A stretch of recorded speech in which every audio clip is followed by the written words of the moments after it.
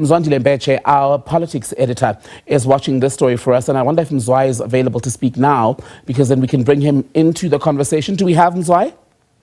Mzwandile, I'm told you're able to hear me. Do we know then the details of Nobuhle Nkabane's departure from cabinet? Was she sacked or did she go voluntarily?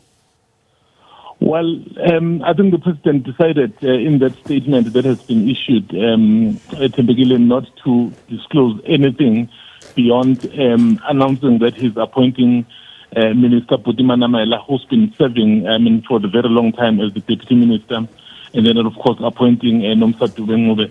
So we do not know in terms of the details, but I can tell you, Tembegile, so events that have led to this have been quite public.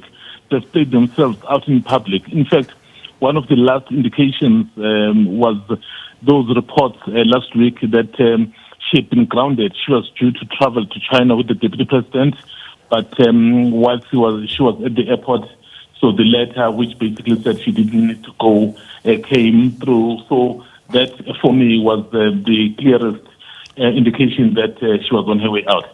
And just on that note, Mzwandile, when the president addressed the nation on the controversy around Minister of Police Senzo Mchunu, there were some reports that possibly he would have taken that opportunity then to announce some sort of a reshuffle. That did not happen. So Nkabane managed to survive just more than a week. Now Buti Manamela, who had been a deputy minister for many years in the higher education department, becomes minister at last.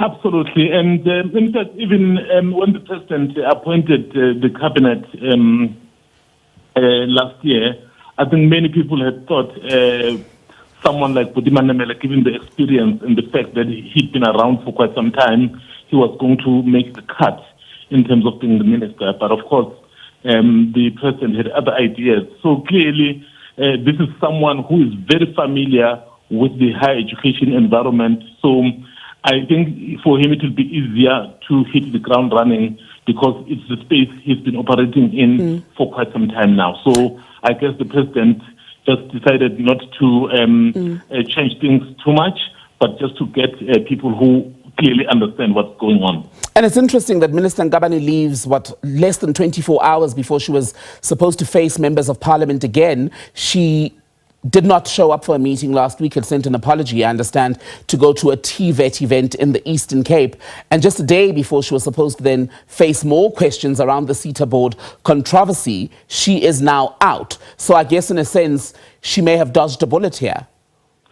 Yes, I mean, as we've said, Temekile, there have been a number of instances where clearly you could see that the president may not have been happy. And the fact that the issue of accounting to Parliament has been looked at as something that is very important, that every minister should take quite seriously, and that she did not. It's possible the president may not have been chuffed by that. And of course, it doesn't help, Tembegile, that the GNU partner, the DA, has been basically saying we will not be able to vote for her budget because we feel so what she is doing is not right. So clearly, if you look at all those factors, and perhaps her own conduct, I guess, may have contributed to the president taking this decision of then appointing a new Minister of Higher Education. Right.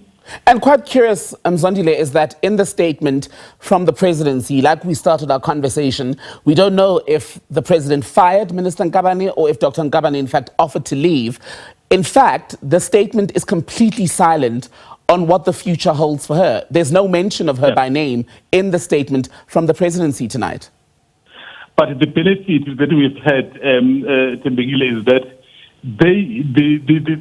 she issued a statement herself, actually, before even the president communicated this decision that he had appointed the new minister.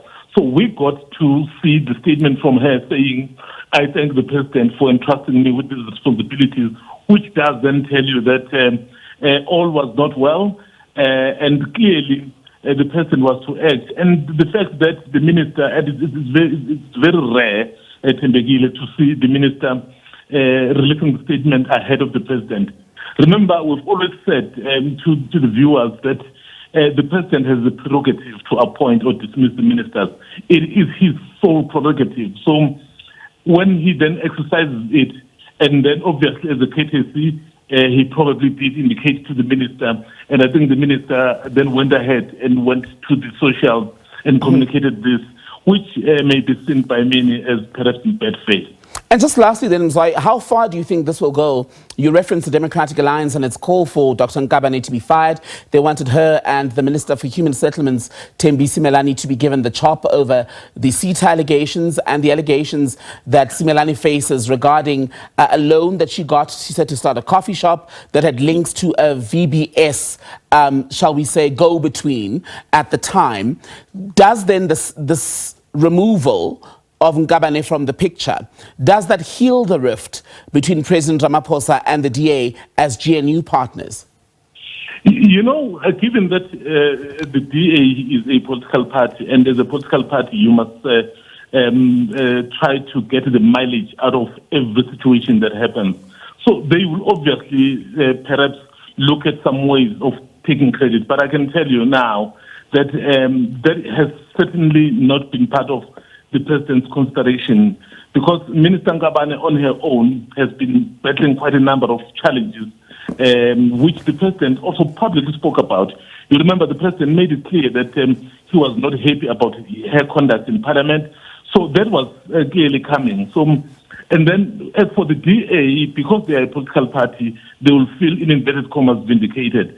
But I can tell you with regards to Simelane, so there's nothing that's going to happen unless the president were to then decide to reshuffle the cabinet, which is something totally different. So this cannot be at the instance of the DA. Mzwandile Mbeje, SABC News Politics editor, speaking to us this evening on the news that Nobuhle Nkabane is no longer the Minister of Higher Education and Training. Her deputy, Buti Manamela, will now replace her. The former KZN Premier, Dr. Nomse Dube, now moving up from provincial government, which is where we had seen her serve in the main. She will now deputize. She'll be one of the two deputies in the Department of Higher Education and Training.